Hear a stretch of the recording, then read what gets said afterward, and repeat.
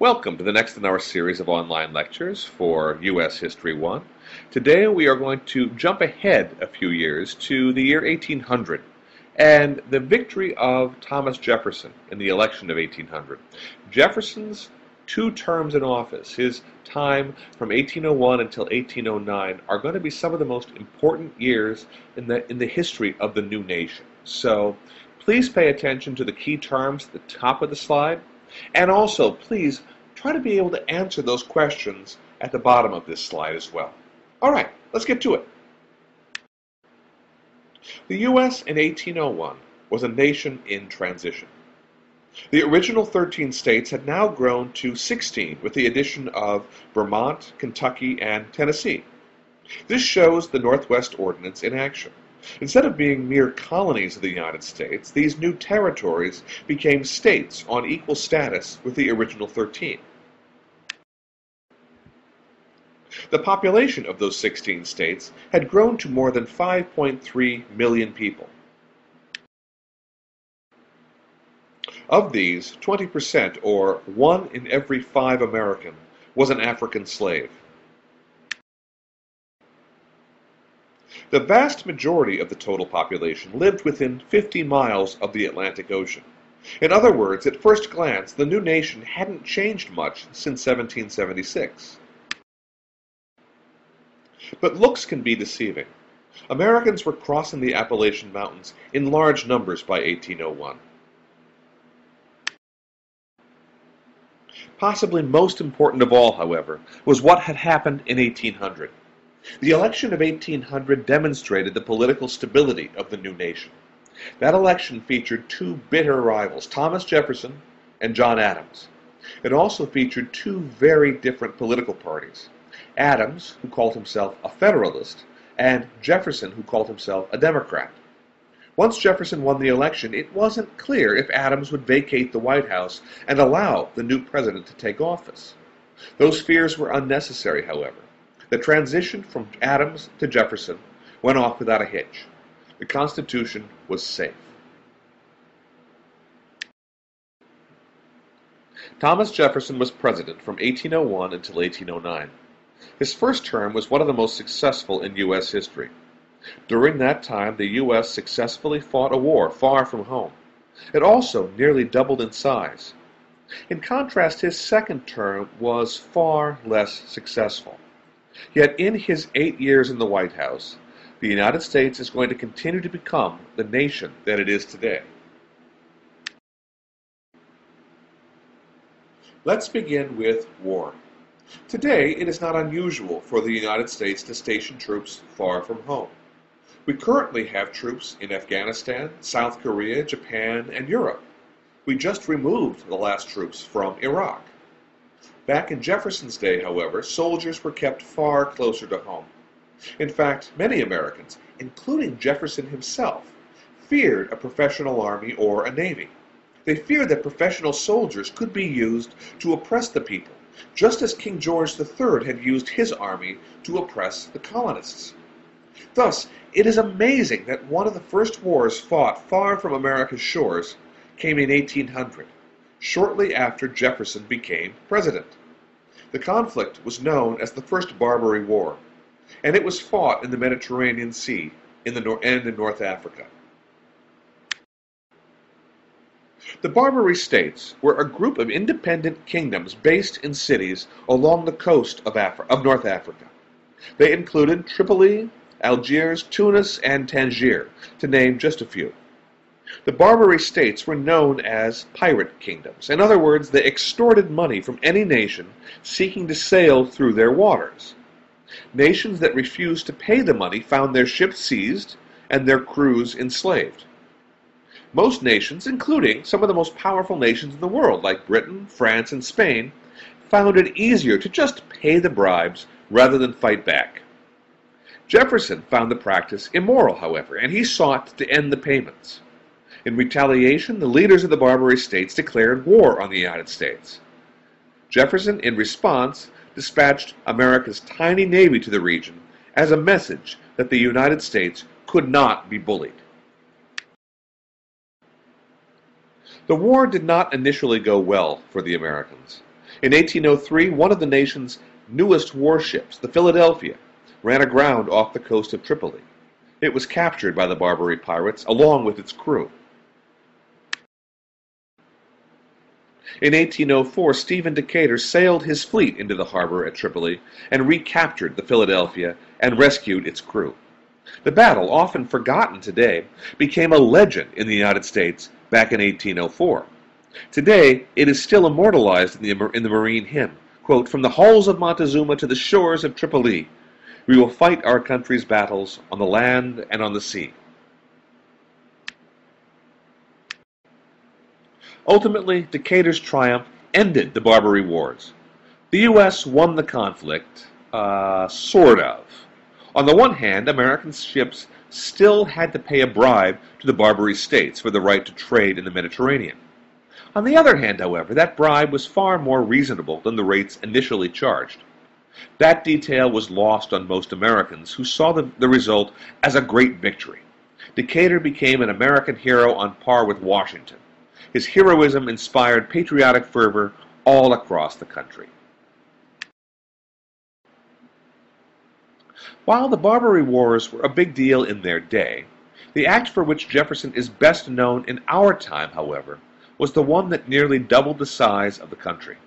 That act, known as the Louisiana Purchase, is considered one of the greatest real estate bargains in history.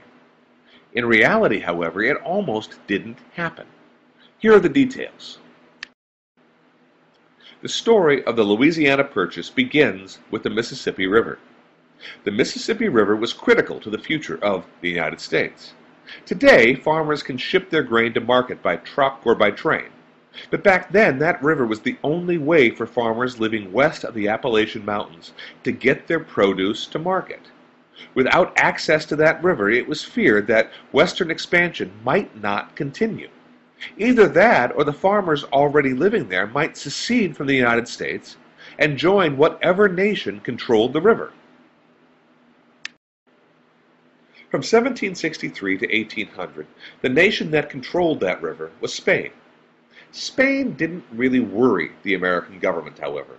Spain was weak, and it was believed that, should the need arise, the U.S. could seize control of the Mississippi and of New Orleans, the port city at the mouth of that river. That changed in 1800 when France, now led by the military genius Napoleon Bonaparte, seized control of Louisiana. France was the world's greatest power at the time, and it was feared that its control of Louisiana could pose a challenge for the U.S. and its future. When President Jefferson heard the news, he remarked with great alarm, quote, "There is on the globe one single spot, the possessor of which is our natural and habitual enemy. It is New Orleans, through which the produce of 3/8 of our territory must pass to market." End quote. When negotiations began, however, Napoleon shocked the Americans by offering to sell not just New Orleans, but all of Louisiana. Why? Well, the Americans did not know was that Napoleon was running short of cash. His constant wars in Europe were getting expensive, and he wanted money to keep on fighting.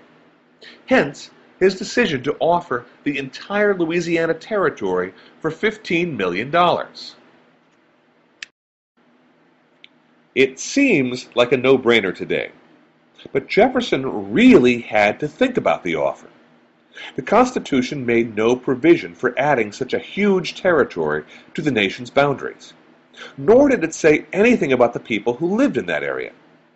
Jefferson considered asking for a constitutional amendment to legalize the sale, or I should say, to make sure that the sale was legal. He decided against it in the long run, however, out of a fear that it would take so long that Napoleon might change his mind.